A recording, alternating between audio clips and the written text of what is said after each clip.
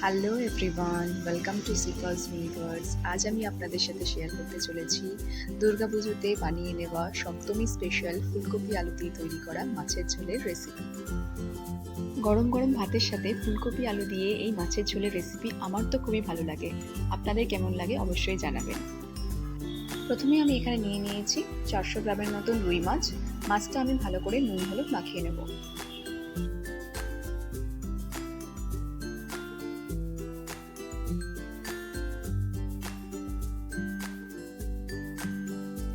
Next আমি এখানে নিয়েছি দুটো ছোট সাইজের ফুলকপি আর তিনটে মিডিয়াম সাইজের আলু এবং ফুলকপিটাকে আমি এভাবে কেটে নিয়েছি। আর নিয়েছি দুটো মিডিয়াম সাইজের পেঁয়াজটাকে আমি এভাবে স্লাইস করে কেটে নিয়েছি। এখন আমি মাছগুলো ভাজার জন্য কড়াতে নিয়ে নিচ্ছি 7 to 8 টেবিল স্পুনের মতন সর্ষের তেল। তেলটা ভালো করে গরম হয়ে গেলে আমি সমস্ত মাছগুলো একে একে দিয়ে দেবো এবং মাছগুলোকে লাল লাল করে ভেজে নেব।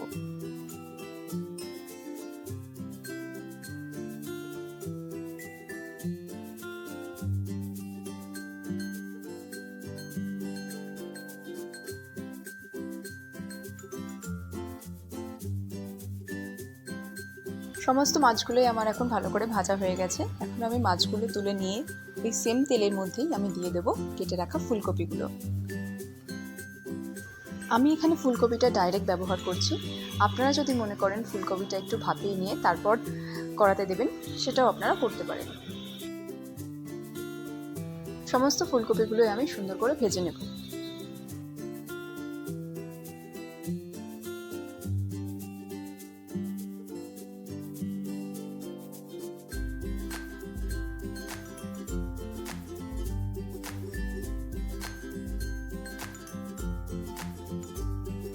এখন আমি এখানে অ্যাড করে নেব স্বাদ অনুযায়ী নুন এবং 1/4 টেবিল স্পুনের মতন হলুদ গুঁড়ো।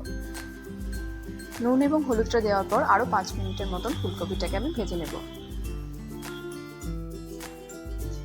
ফুলকপিটা আমার এখন মোটামুটি ভালো করে ভাজা হয়ে গেছে। এখন আমি ফুলকপিটাকে একটা আলাদা পাত্রে তুলে রাখবো। নেক্সট এই সেম কড়াতেই আলুগুলো ভাজার জন্য আমি দিয়ে দিচ্ছি 2 to 3 টেবিল স্পুনের মতন সর্ষের তেল। তেলটা ভালো করে গরম হয়ে গেলে সমস্ত কেটে রাখা আলুগুলো আমি দিয়ে দিচ্ছি।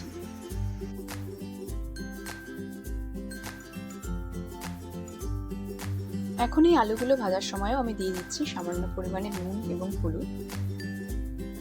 যে কোনো সবজি ভাজার সময় নুন এবং হলুদ দেওয়ার কারণে সবজিতে নুনটা ভালো করে ঢোকে এবং রান্নার কালারটাও খুব ভালো হয়।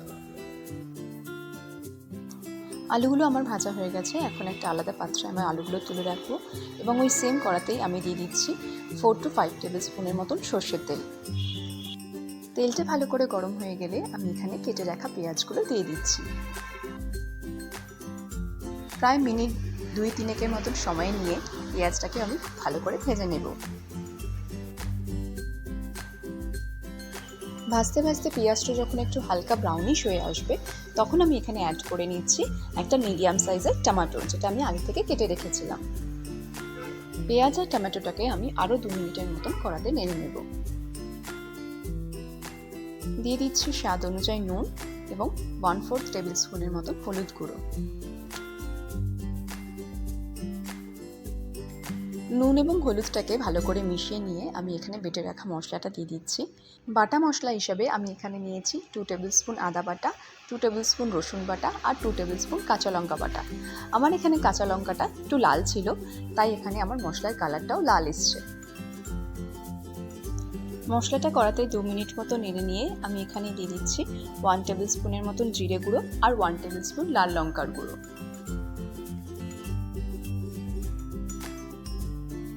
সমস্ত মশলাই আমার দেওয়া হয়ে গেছে। এখন লো ফ্লেমে আমি মশলাটাকে কষিয়ে নেব যতক্ষণ না পর্যন্ত মশলা থেকে তেল ছেড়ে আসছে।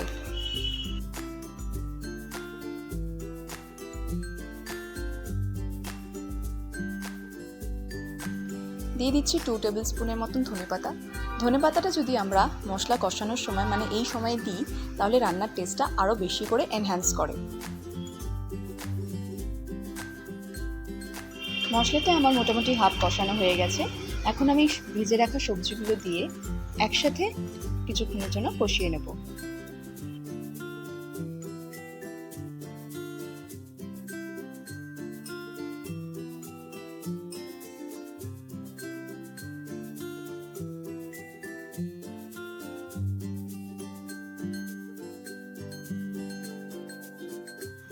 সবজিগুলো দেওয়ার পর এইভাবে আমি ঢাকা দিয়ে দিয়ে আরও 10 মিনিটের মতন কষিয়ে নিচ্ছি।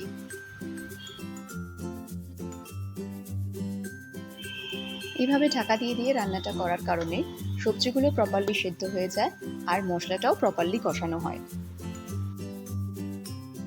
সবজি এবং মশলাটাকে এখানে আমার ভালো করে কষানো হয়ে গেছে। এখন আমি এখানে অ্যাড করে নিচ্ছি 1 থেকে 1.5 গ্লাসের মতন জল। জলটা আপনারা নিজেরা বুঝে দেবেন, যে যেরকম ঝোল খেতে পছন্দ করেন সেই বুঝে জলটা দেবেন। জল দেওয়ার পর ঢাকা দিয়ে আমি এটাকে 10 থেকে 12 মিনিটের মতন ফুটিয়ে নেব, যাতে সবজিগুলো প্রপারলি সেদ্ধ হয়ে যায়। প্রায় 10 মিনিটের মতন ফোটার পর সবজিগুলো আমার এখানে ভালো করে সেদ্ধ হয়ে গেছে। এখন আমি ভেজে রাখা মাছগুলো এখানে অ্যাড করে দিচ্ছি। দিয়ে দিচ্ছি আরও 1 টেবিল স্পুনের মতন ধনেপাতা। আপনারা এখানে ধনেপাতার জায়গায় গরম মশলাও ব্যবহার করতে পারেন, কিন্তু আমি পার্সোনালি এই রান্নাটায় ধনেপাতা ব্যবহার করতে পছন্দ করি, তাই ধনেপাতা ইউজ করছি। মাছের ঝোল আমার কমপ্লিট হয়ে গেছে। এখন আমি গ্যাসের ফ্লেমটা অফ করে দিয়ে এটাকে 10 মিনিটের জন্য রেস্টিং টাইমে রেখে তারপর সার্ভ করব। দেখলেন তো কতটা সহজভাবে এবং কম সময়ে তৈরি হয়ে গেল আমাদের ফুলকপি আলু দিয়ে তৈরি করা রুই মাছের ঝোল। আপনাদের সকলের কাছেই রিকোয়েস্ট রইল এই রান্নাটা বাড়িতে একবার বানিয়ে দেখা। যদি ভালো লাগে অবশ্যই আমাকে কমেন্ট করে জানাবেন।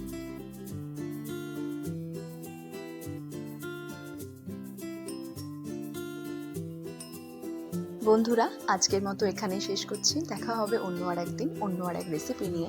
ভিডিওটা যদি তোমাদের ভালো লেগে থাকে তাহলে প্লিজ একটা লাইক, শেয়ার অ্যান্ড সাবস্ক্রাইব করে দিও। And don't forget to spread love and happiness. Thank you.